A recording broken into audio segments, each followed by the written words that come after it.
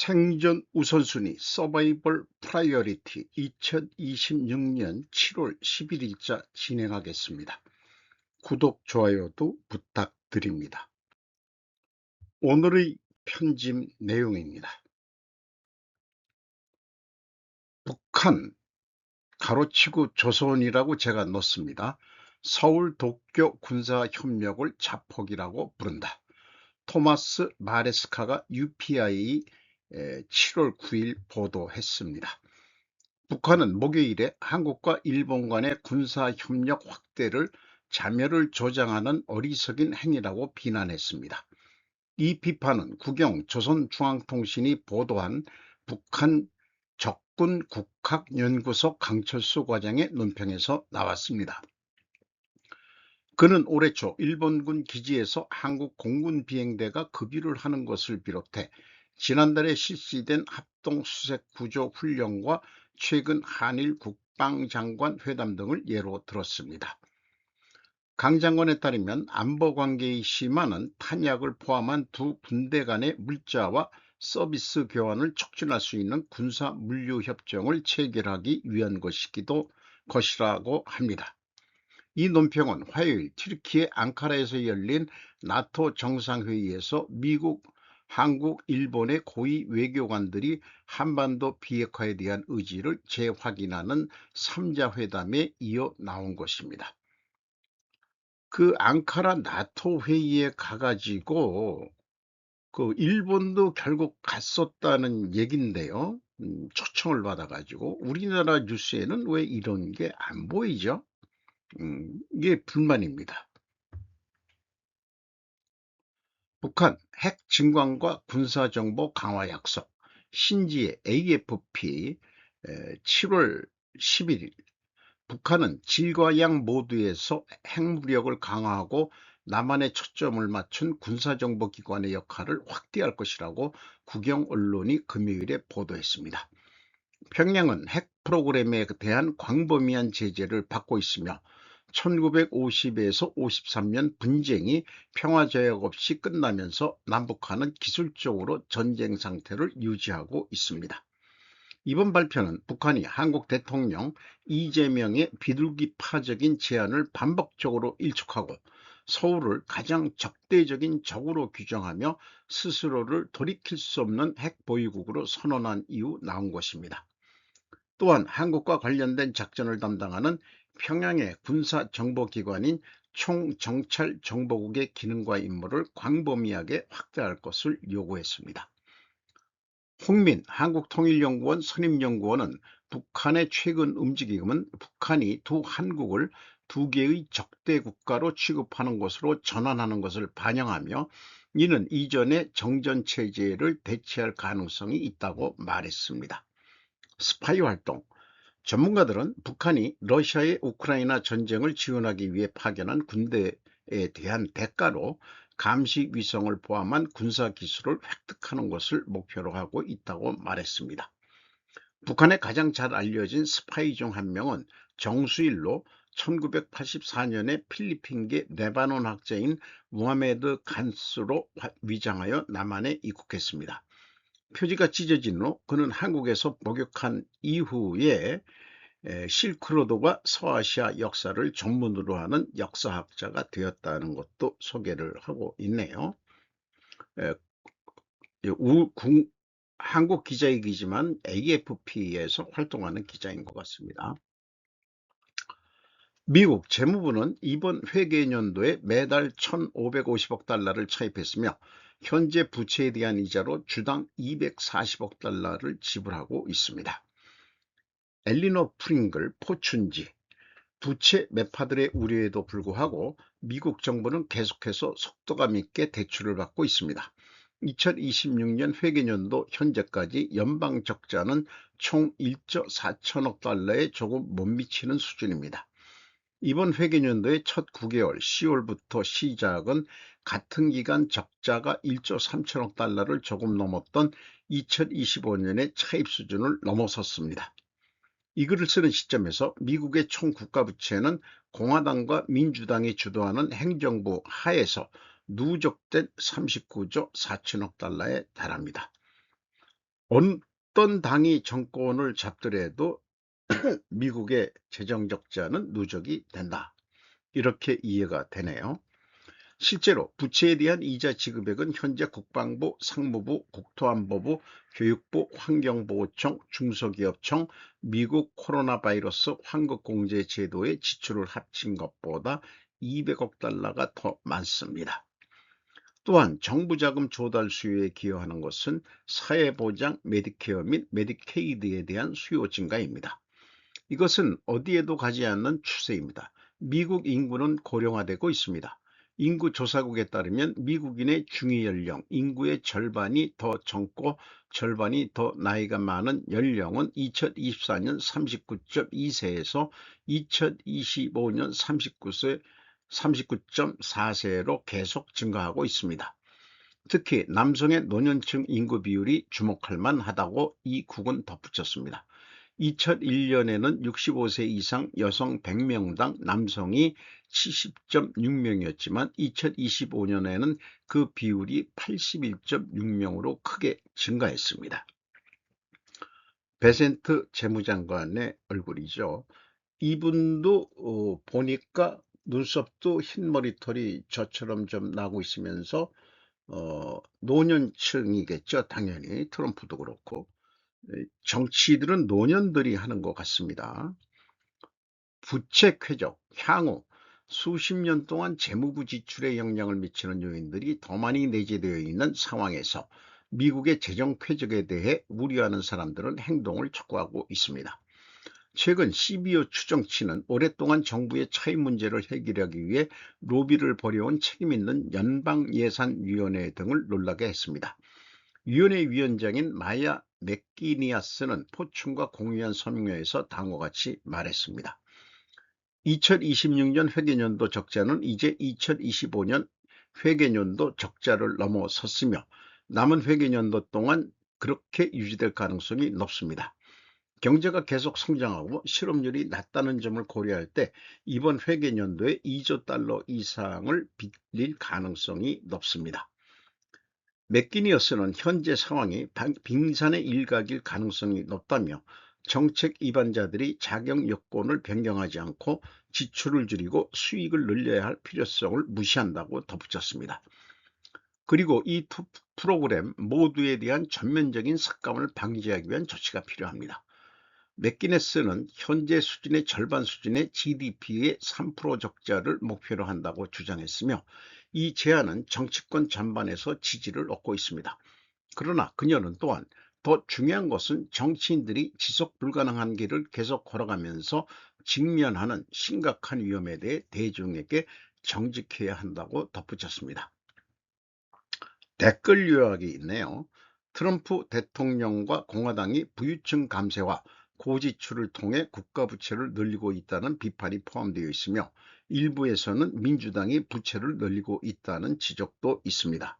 이 논의에서 재정적 책임, 부유층에 대한 세금 인상 요구, 적자를 해결하기 위한 정치적 약속에 대한 회의론도 포함되어 있습니다. D램 상강, 차세대 HBM 두뇌 놓고 갈리는 전략, 절대 성능 대 공급 안정성, 황민규 조선미디어 7월 10일. HBM4부터 시작된 AI 메모리 두뇌 경쟁, 삼성전자 4나노 대 SK하이닉스 12나노, 서로 다른 경쟁 셈법, 마이크론은 성능보다 물량 확대에 집중, HBM은 D램 여러 개를 수직으로 쌓아 데이터 처리 속도, 대역폭을 극대화한 고부가가치 메모리로 엔비디아 등이 만드는 인공지능 가속기의 성능을 좌우하는 핵심 부품이다. 그런데 HBM4부터는 이 베이스 다이의 스마트폰 어플리케이션 나 서버용 중앙 처리 장치 CPU를 만들 때 쓰는 첨단 공정이 적용되기 시작했다. 삼성전자는 자사 파운드리의 4나노 공정을 베이스 다이에 그대로 적용해 D램과 로직을 한 회사가 처음부터 끝까지 만드는 구조를 택했다. 설계와 공정, 패키징까지 모두 자체적으로 조율할 수 있다는 게 가장 큰 장점으로 꼽힌다. 실제 엔비디아에 공급되는 HBM4 중에서 하이엔드 제품의 대부분을 삼성전자가 공급할 가능성이 높다. 다만 D램 회사가 스마트폰 AP급 첨단 로직 공정을 자체 수율까지 올려본 전례가 없다는 점에서 위험 요인도 함께 거론된다. SK하이닉스는 HBM4에 TSMC의 12나노 공정을 적용해 안정성을 확보하는 길을 택했다. 이미 애플, 엔비디아, AMD 등 수많은 고객을 거치며 검증된 공정을 그대로 가져다 쓸 수 있다는 게 강점이다. 다만 TSMC 입장에서 HBM 베이스 다이는 스마트폰 AI 가속기용 로직 칩에 비하면 상대적으로 적은 물량이라 대형 고객사 주문이 몰려올 경우에는 생산 일정이 밀릴 수 있다는 우려도 거론된답니다. HBM4E, HBM5 8세대 HBM으로 넘어갈수록 미세 공정 전환 속도가 관건이 될 것이라며 나노 전략의 우위는 이번 세대가 아니라 다음 세대 물량 확보 경쟁에서 판가름 날 가능성이 크다고 내다봤답니다. 삼성은 D램 가격을 20% 인하할 계획입니다.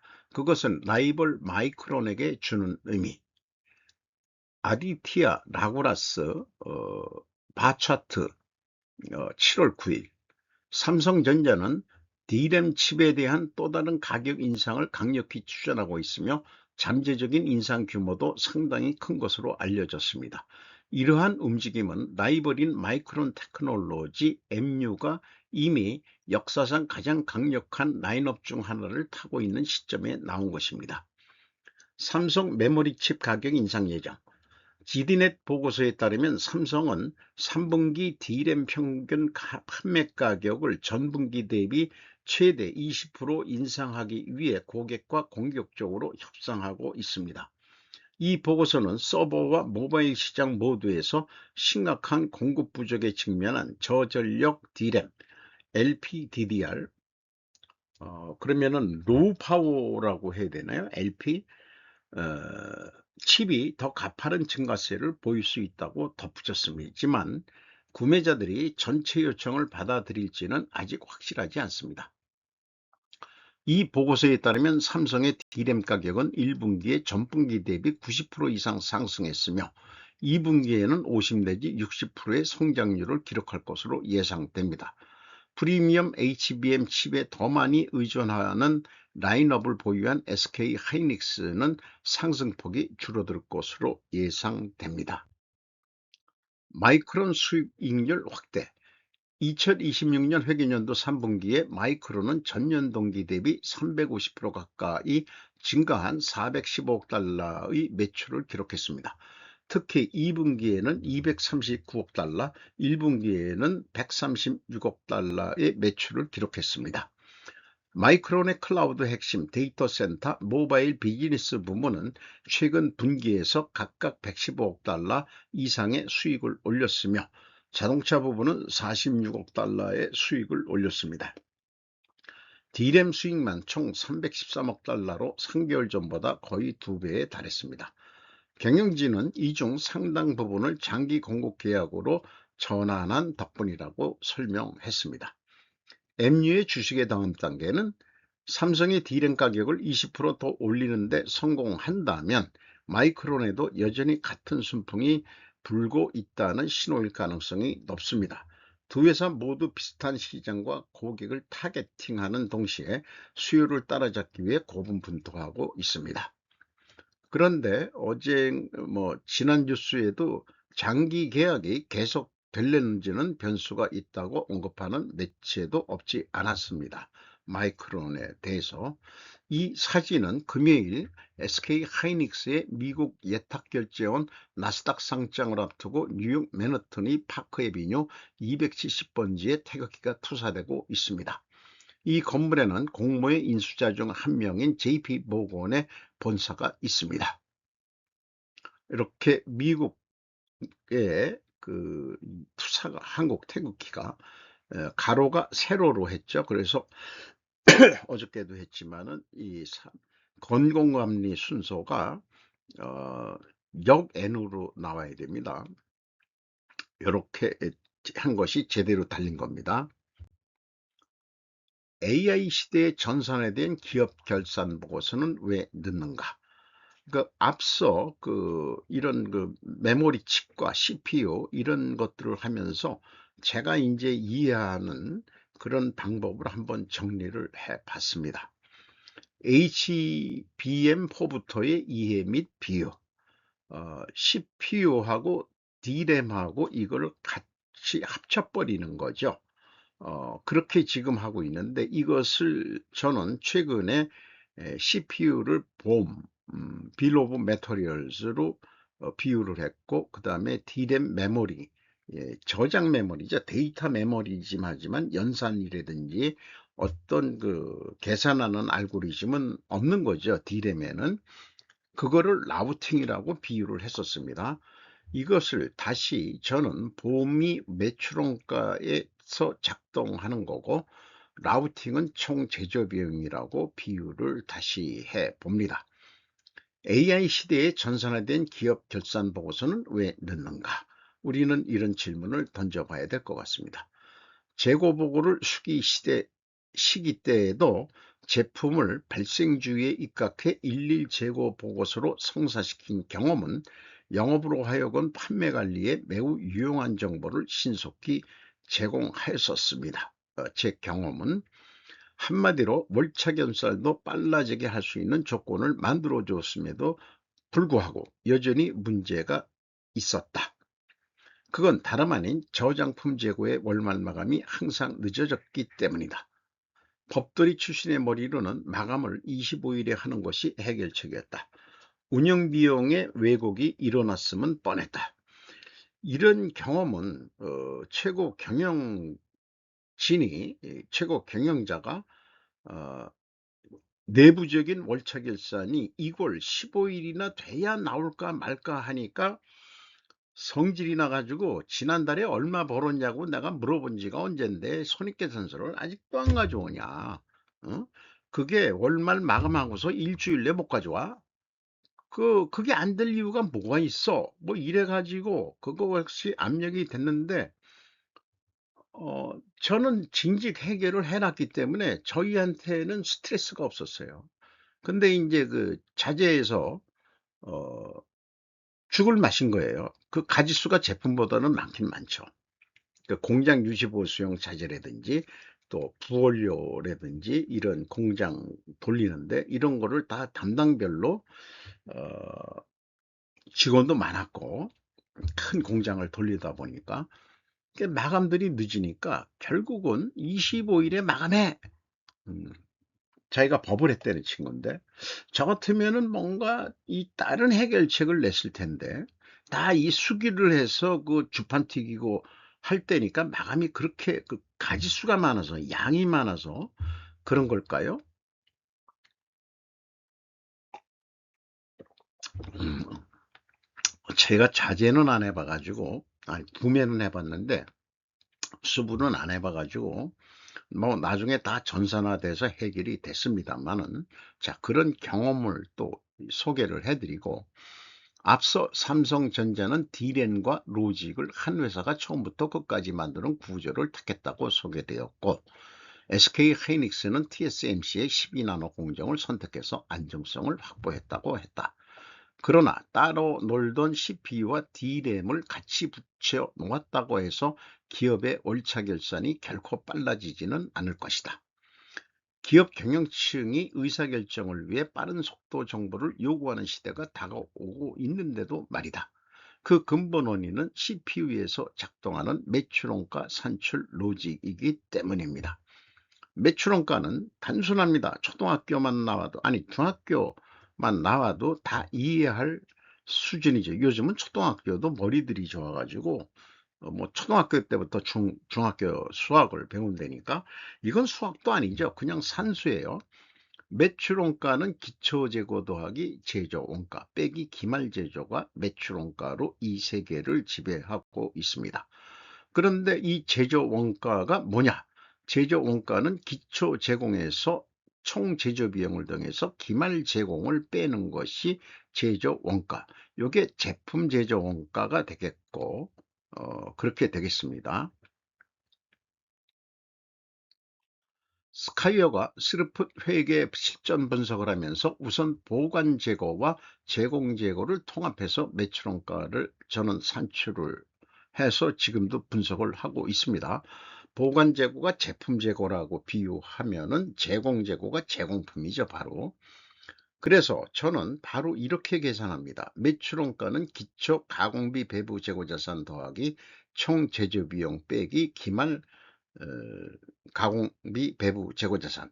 그러니까 한 단계를 통합해 버린 겁니다. 이렇게 계산하면 결산이 빨라지는가? 여전히 아닐 것입니다.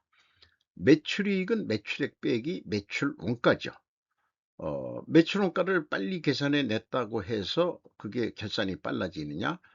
영업이익은 여기서 매출이익에서 판매관리비를 다시 빼면은 영업이익이 되죠. 제조원가 회계의 매출원가 로직을 그래서 버려야 합니다. 매출이익을 스루프 개념으로 바꿔야 합니다. 스루풋은 매출액에서 매출에 비례하는 재료비만 빼버리면 됩니다. 한마디로 원재료 가격을 그대로 빼면 됩니다. 그리고 영업이익은 스루풋에서 운영경비, 전체 그 공장이나 본사에서 쓰는 걸 한꺼번에 떨어버리는 거죠. 즉 CPU의 로직 알고리즘을 이렇게 바꿔야 합니다. 하드웨어가 아니라 소프트웨어의 문제입니다. 그러니까 지금 비유 들어서 그 HBM을 아무리 많이 만들어서 뭐 한다 그래도 그 지금 AI의 그 이 CPU 그 알고리즘이 아마 상관관계 알고리즘일 거로 저는 추정을 하는데요. 이것을 이 회계처럼 인과관계 알고리즘으로 그 CPU의 그 작동 로직을 그렇게 개선을 한다면은 그렇게 많은 D램 메모리가 필요가 없습니다. 그러면은 이제 삼전하고 삼성전자하고 하이닉스한테는 안 좋은 소식이지만은 어, AI 시대가 됐다고 해가지고 그렇게 계속 그 칩이 많이 들어가고 비싸게 해가지고는 그 데이터 센터를 운영하는 기업도 뭔가 그 부담이 되기 때문에 싼 방법을 고안해 낼 것이고, 그것은 저는 지금 말씀드리면은 분명히 인과관계 알고리즘을 이 회계처럼 그렇게 하면 될 거라고 생각합니다. 잠깐 실례하겠습니다. 네, 265. 음, 음, 음, 음, 음, 음, 음, 음, 음.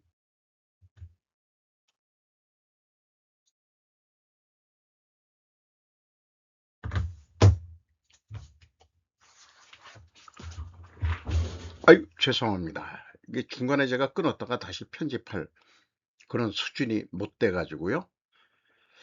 그래서 이 결산들이 이 일일 결산을 옛날에도 하지 않았느냐. 그리고 주간 결산도 했고 월차 결산도 했었을 것입니다. 이렇게 아니 진화가 되어 왔다고 봤죠. 근데 이게 노동임금하고 같이 추를 같이 해서 왔다고 봐져요. 일일 결산할 때는 일당제, 주간 결산할 땐 주급제. 지금도 미국은 주급을 받는 사람들이 많대죠. 월급을 받는 사람들은 주로 화이트 칼라처럼 배운 사람들이고 못 배운 사람들은 주급제로 만족을 한다고 그러죠. 지금도 주급제를 많이 하고 있다고 합니다. 노동임금은 일당에서 월급제로 되면서 노동자도 최소 월간 생활 소비 계획을 세워야 하는 역량이 필요하다. 그 미국 근로자들은 그 소비 계획, 생활 계획을 제대로 못 세우는 애들이 옛날에 그렇게 많았던 모양이에요. 노동임금은 월급제이어도 손익결산은 주간결산이나 일일결산이 필요한 시대로 역으로 필요할지 모르겠습니다. 그러므로 기업들의 성과평가는 스르풋을 우선순위로 하여야 합니다. 제조원가 회계는 노동가치설이 들어간 공산주의 회계라고 저는 규정합니다. 노동 생산성에서도 벗어나야 합니다. AI 반도체를 얘기하면서 참 생각하는 그런 적용이 좀 배운 게 또 모 눈에는 뭐만 보인다고 그렇게 될지 모르지만, 사실은 이 기업들의 그 AI 전산 시스템이 어떻게 되든지 간에 이 기본 재정원가의 로직이 변하지 않고서는 딴 것도 변하기가 저는 어려울 거라고 생각합니다. 뭐 기업 정보를 뭘 준다 분주하더라도 그 기본이 재정원가 회계 속에서 출발한 거기 때문에 왜곡이 된다. 저는 그렇게 보는 거죠. 그래서 딥다운에서 내려가면은 AI 반도체도 결국은 회계에 다다를 것이다. 저는 그렇게 생각합니다. 애플은 조용히 중국 메모리 칩을 테스트하고 있으며 워싱턴은 지켜보고 있습니다. 나이크셉 메일 가젯 리뷰 7월 10일, 애플은 국방부의 1260H 중국 군사기업 목록에 포함되어 있음에도 불구하고 국영 중국 공급업체인 CXMT의 D램 칩을 테스트하고 있습니다. 애플의 자격 테스트는 공급망 실사 프로세스로 구매 주문을 하지 않고도 CXMT를 미래 옵션으로 유지할 수 있어 기존 공급업체와의 가격 대화를 재구성할 수 있습니다. 상무부가 CXMT를 엔티티 목록에 포함할지 여부에 대한 결정에 따라 중국산 메모리를 사용할 수 있는 애플 옵션의 가치가 결정되며, 이는 중국 공급업체의 소싱과 관련된 정치적 위험을 강조합니다. 파이낸셜 타임즈 보도에 따르면 이 회사는 중국 국영 공급업체이자 세계에서 네 번째로 큰 D램 생산업체인 창신 메모리 테크놀로지의 D램 칩을 테스트하고 있습니다. 공급업체 자격을 갖춘 것은 한 곳에서 구매하는 것과 다릅니다. 한 번도 방문하지 않을 수도 있는 나라의 여권을 최신 상태로 유지하는 것으로 생각하세요. 정치적 바람이 바뀌면 애플은 수개월에 걸친 검증 작업을 재개하는 대신 즉시 CXMT의 용량을 활용할 수 있습니다. CXMT는 현재 전세계 D램의 웨이퍼 용량의 약 11%를 보유하고 있으며 허페이, 상하이, 베이징의 패배에서 2028년까지 15%에 달할 것으로 예상됩니다. 워싱턴은 이전에 여기에 와 본 적이 있으며 거절했습니다. 애플은 2022년에 양쯔 메모리 테크놀로지와 함께 이 기능을 시도했습니다. 워싱턴은 반대했습니다. YMTC 엔티티 목록에 올랐습니다. YMTC와 CXMT는 모두 1260H 목록에 지금 올라가 있습니다. 한편 AI 서버 수요가 공급을 고갈시켜 소비자 기기 제조업체를 압박하면서 D램 가격 계약이 급등했습니다. 자격을 갖춘 중국 공급업체가 연례 검토 직전에 링키드인 프로필 업데이트하는 것과 동등한 공급망인 삼성, SK 하이닉스, 마이크론과 애플의 협상 레버리지를 제공합니다. CXMT가 쿠퍼티노의 칩을 단 한 개도 배송하지 않더라도 신뢰할 수 있는 대체 입찰은 애플이 기존 공급업체와 맺은 모든 가격 협상을 재구성합니다. 배팅 언더 더 배팅. 진짜 질문은 기술적인 문제가 아니라 정치적인 문제입니다. 애플이 CXMT 칩을 사용하는지 여부는 옵션이 가치를 유지할 수 있을 만큼 오랫동안 엔티티 목록에서 제어되어 있는지 여부보다 훨씬 더 중요합니다. 이제 결정은 상무부에 달려 있으며 그에 따라 애플에 신중하게 유지되는 옵션이 얼마나 오래 열려 있는지 결정될 것입니다. 과거 기술 스캔들은 지정학적 실수가 기업들이 예상하는 것보다 훨씬 더 빨리 문을 닫을 수 있음을 상기시켜 줍니다. 지금 이렇게 읽어보아서 스스로 이해해보면 미국식 간접화법은 삼전 닉스와 마이크론이 너무 비싸니 중국제도 사겠다는 요구로 바로 읽히죠. 이것은 나스닥 ADR이라고 그러나요? SK 상장이 성공적으로 했다는 뉴스가 오늘 또 나왔습니다. 미국의 미래 텍사스 이야기 이충근 TV에서 한 건데, 뭐 일일이 읽기보다는 지금 텍사스로 많은 기업들이 본사를 옮기고 있다고 하는 것을 소개를 하고 있습니다. 이제는 공화당 대 민주당의 싸움이 아니다. 애국자 대 공산주의자 싸움이다. 이렇게 이제 트럼프가 중간 선거를 앞두고 이렇게 에, 과거 타도 공산주의를 했던 것을 다시 소환을 하고 있습니다. 그리고 많은 기업들이 텍사스주로 본사를 이전하고 있답니다. 엑슨모빌이 움직이고 있고 삼성전자도 움직이고 있고 텍사스로 다 간다고 합니다. 사우디아라비아 대 아랍에미리트의 갈등과 일본의 재무장, 대외 국제문제 제목을 했지만 내용을 시작하면서 국제 대 국내 문제 50대 50을 다루겠다고 얘기하면서 국내 문제 일부를 먼저 소개를 했습니다. 김정민 국제전략연구소 이 중국 민족 단결 및 진보 촉진법과 이틀납법 추측으로는 자기의 추측으로는 중국이 한국 언론을 통제하려는 의심, 저와 생각이 같습니다. 이미 유튜브 방송에 어저께 제가 언급을 했죠. 이특막법은 중국의 민족 단결 및 진보 촉진법의 굴종적 종속법이다. 그러니까 이 같은 생각을 갖는 있는 사람들이 있다는 것에 대해서는 참 기분이 좋습니다. 든든한 면도 있고요. 나만 그렇게 생각하는 거냐? 그게 아니죠. 그래서 7월 1일이 그 민족단결법이 통용이 됐는데 우리가 일주일 뒤 6일이죠. 실질적으로는 7월 7일 요게 이제 돼가지고 미국에서 대단한 지금 우려를 하고 있는 중이죠. 다 일일이 읽는 것은 생략하겠습니다. 그리고 이 JTBC하고 중앙일보가 그 자회사 SLL이라는 게 있는데 그 드라마 뭐 이런 거 하는데 빚을 못 갚으면은 그 뺏기게 되고 경영권을 넘기게 되고 그러면은 다 그 언론 자체가 영향을 받지 않겠냐 이런 식으로 풀어가고 있고요. 그리고 친명계 애들이 그 문재인계 좌파 유튜버들을 지금 죽이고 있다. 그래서 그 이런 그 히스토리 MBK가 또 투자한 회사가 그 옛날에 팟빵이었는데 이게 커넥트 웨이브로 사명을 변경했다. 그 MBK 파트너스가 인수한 후에 이런 것도 소개를 하고 있습니다. 이재명 대통령이 되고서 지금 급격히 지금 중국 종속화되어 가고 있다고 표현하고 있고 어, 그 다음에 이제 이 당내 권력 투쟁이 지금 어, 친명계하고 그 친문계 이렇게 지금 서로 싸우고 있다.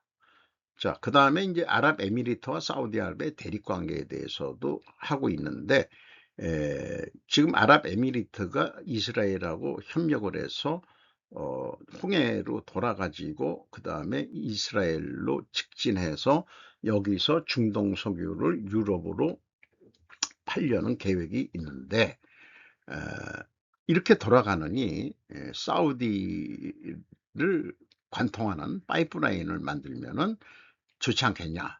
그런데 이제 둘의 관계가 지금 아랍에미리트하고 사우디가 지금 관계가 안 좋다. 뭐 이런 얘기인데 그래가지고 이 분쟁들을 해결하면서 그 인도 그다음에 중동 그다음에 그리스까지 연결되는 IMEC라는 경제 회의랑을 완성되기 전까지는 즉 사우디의 이 파이프라인이 돌아가기 전까지는 중동 전쟁은 안 날 것이다. 끝나지 않는다. 그러니까 휴전하니 정전하니 뭐 어쩌고저쩌고 하더라도 시간 끌고 하면서 사우디에서 그 이 이스라엘까지 파이프라인이 완성되기 전까지는 이란 전쟁은 안 끝난다는 게 이 분석 내용입니다. 또 이스라엘과 튀르키예 대립이 있을 것이다. 쿠르드족이 사는 지역의 석유 때문에 그러면은 그 쿠르드족 석유는 그 터키를 통해 가지고 그 제이한인가 그쪽 그 북쪽으로 육로 파이프라인을 통해 가지고 그 크루드 쪽 석유를 팔아야 되는데 사우디로 관통하면은 터키하고 관계가 이스라엘이 안 좋아지고 나중에 분쟁이 생길 수도 있다. 또 이 동남아 쪽으로 와서 서해 구조물이 중국이 있는데 대만 유사시에 미군이 평택항을 출발해야 되는데 구조물에서 미사일 날리고 하면은 대만을 못 도와준다. 이런 문제가 있는 거죠. 그러니까 미국 입장에서는 지금 여기 7광구가 일본이 지배하는 영역이 돼야만이 자유롭게 중국을 대항할 수 있다. 그런 의미에서 결국 독도도 일본 땅으로 해야 경제적 뭐 배타 지역인가 그거까지 해서 지금 중국하고 러시아 해군이라든지 비행기들이 자꾸 그 방공식별구역이나 이런 데까지 자꾸 들어오고 있는데 일본이 그걸 막게끔 하는 역할을 미국이 해야 되니까 지금 한국 애새끼들이 전부 다 친중 쪽으로 돌아섰으니까 못 믿겠다. 그러니까 저 칠광구도 일본이 확실히 그 장악하고 독도도 장악해. 우리가 뭐 얘기가 나오면은 독도는 일본 땅인 것 같은데요. 이런 의견이 나올 수 있지 않느냐.